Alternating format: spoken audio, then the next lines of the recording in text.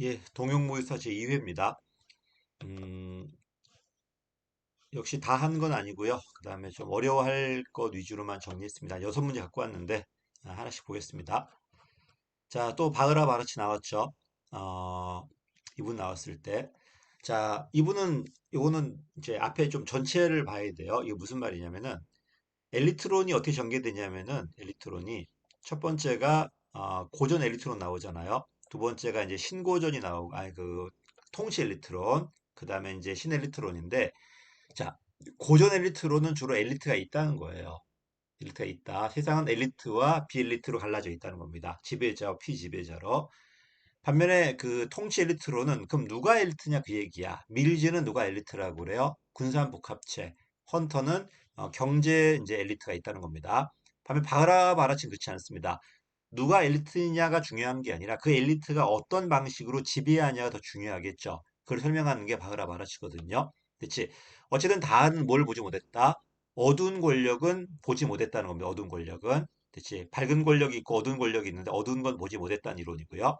그렇지? 제일 먼저 보니까 신엘리트로 관점에서 두 얼굴이 있는데 밝은 것은 봤지만 어두운 건 보지 못했죠. 이거는 뭐다? 해결해주는 권력이 아니라 억압하는 권력이지. 이걸 다알이 못 봤다는 거고요. 자, 두 번째. 자, 이 사람들 뭐라고 그래?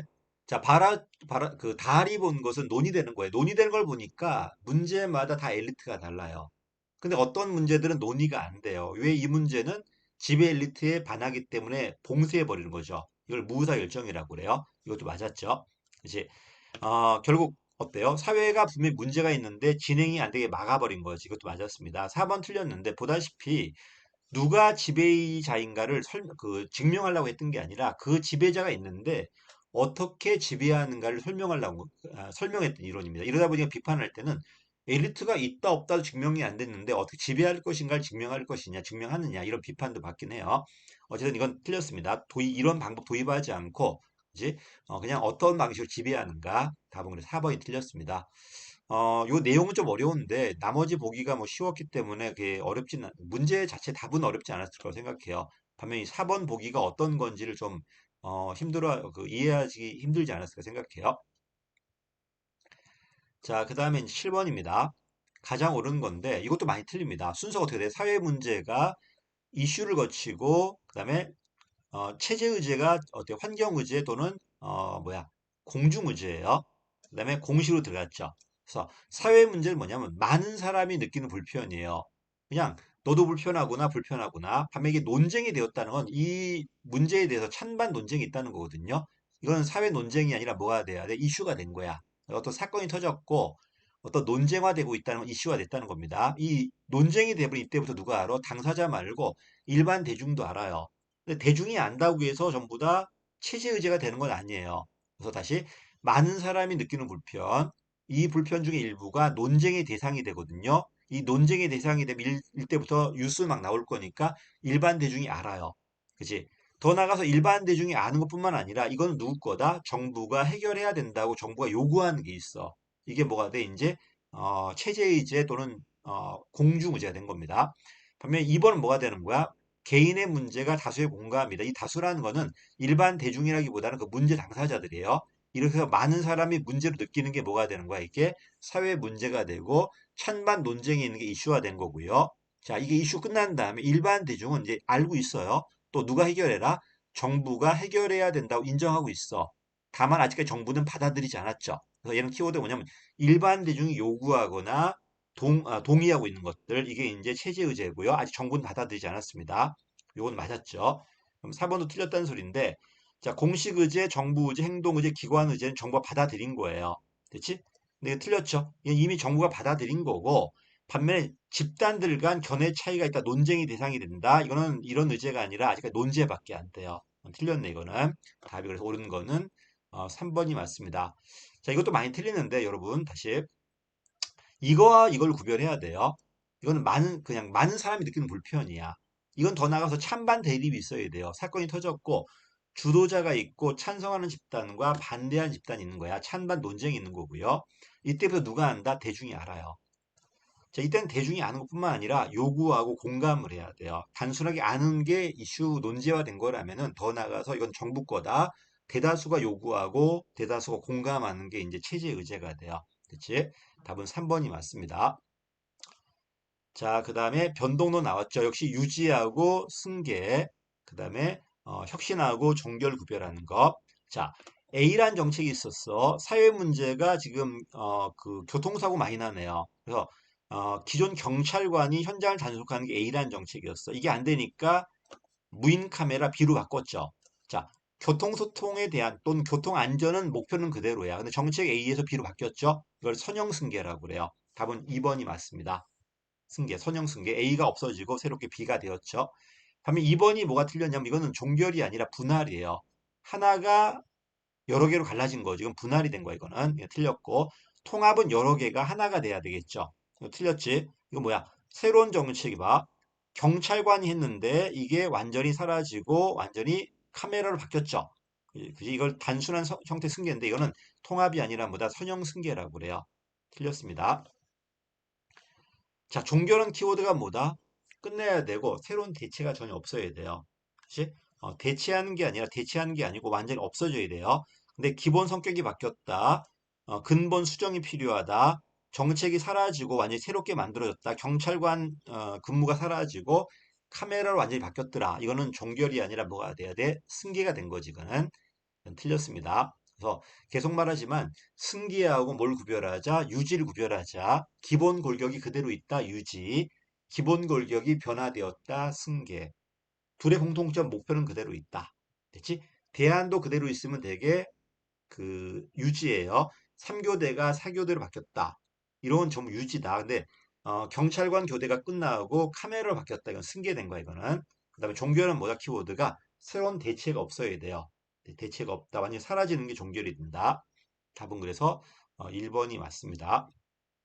가장 옳은 거니까요.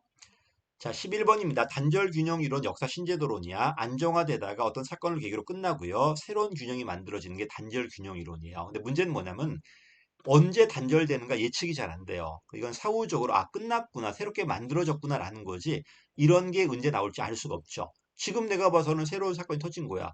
코로나라든지 또는 러시아가 우크라이나 침공하는 거 새로운 사건이에요. 요걸 계기로 아마 복지비라든지 보건복지비라든지 또는 국방비 같은 게 대폭 달라질 수 있어요. 근데 러시아가 이때 침공할지 어떻게 예측이 돼요? 코로나 터질 예측이 안 되잖아. 사후적으로 밖에 볼 수 없다는 겁니다. 답은 3번이 맞죠.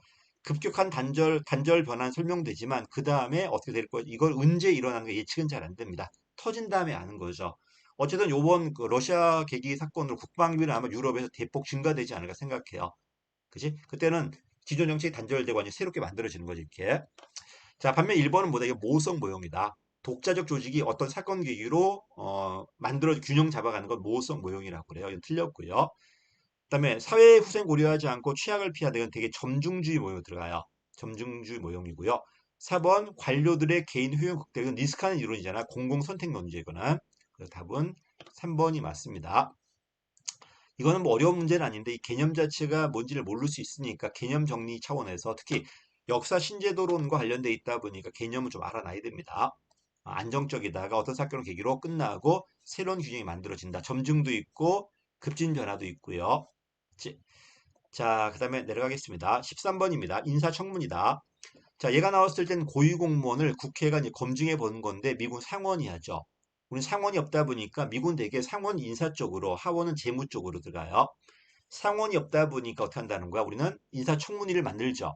또 우리는 인사청문 두 가지 갈라져 있어. 상임위가 있고 인사청문회가 있는데 이 상임위는 구속력이 없어요. 장관조차도 상임위에서요.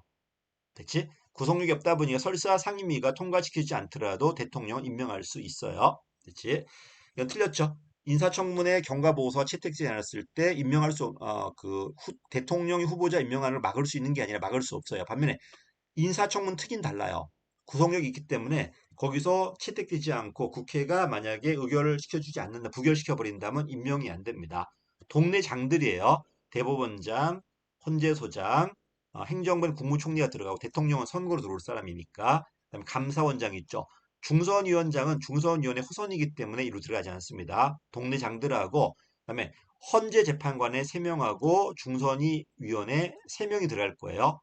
그치? 요거 조심하시고 그다음에 대법관은 전원 다 들어가요. 그래서 다시 동네 장들 4명, 대법원장, 헌재소장, 국무총리, 감사원장, 반면 중선위원장은 호선이니까 빠져 있는 거고요. 대법관 전원하고 헌재재판관 3명, 중선위 위원 3명은 국회에서 지명할 거니까 요로 들어가면 이거 구속력이 있어요. 또 정부가 국회로 주면 20일 안에 정부 줘야 돼요. 그다음에 이 국회가 받은 다음에 상임위 줘버리면 상임위 15일 안에 줘야 되고요. 15일이다.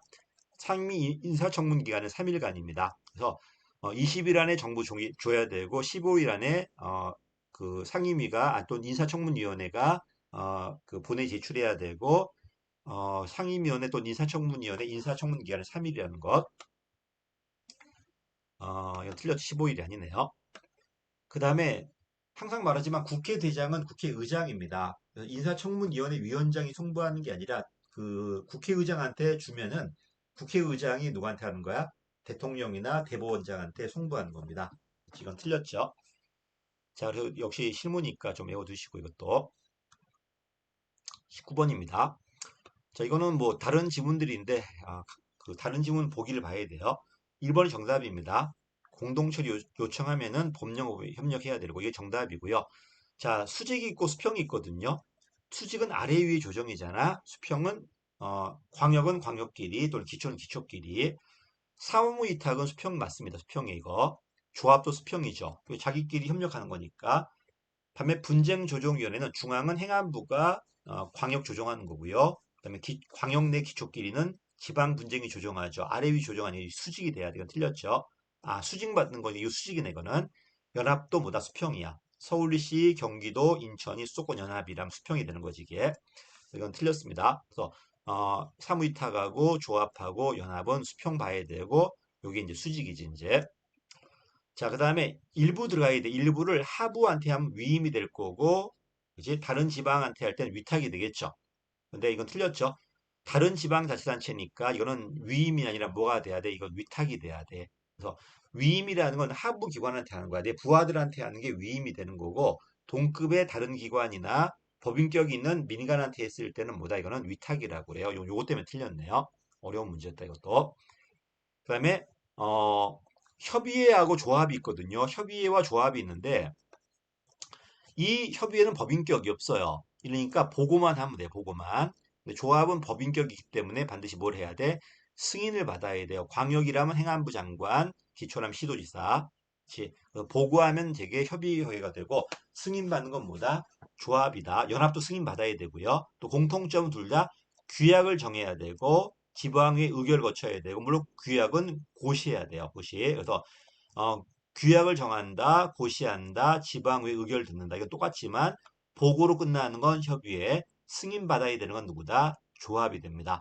그렇지? 또 협의회는 권고할 수 있지만 얘는 해산이나 설치를 명할 수도 있죠. 상급기관이. 그치? 자, 그래서 이거는 협의회가 아니라 뭐가 돼야 돼? 조합이 돼야 돼요. 그래서 1번 보기가 중요한 게 아니라 나머지가 더 중요합니다. 이 수직의 의미와 수평의 의미, 그 다음에 위탁과 위임의 구분, 협의회와 조합의 구분, 됐지? 자, 여기까지가 제가 갖고 온 문제입니다. 감사합니다.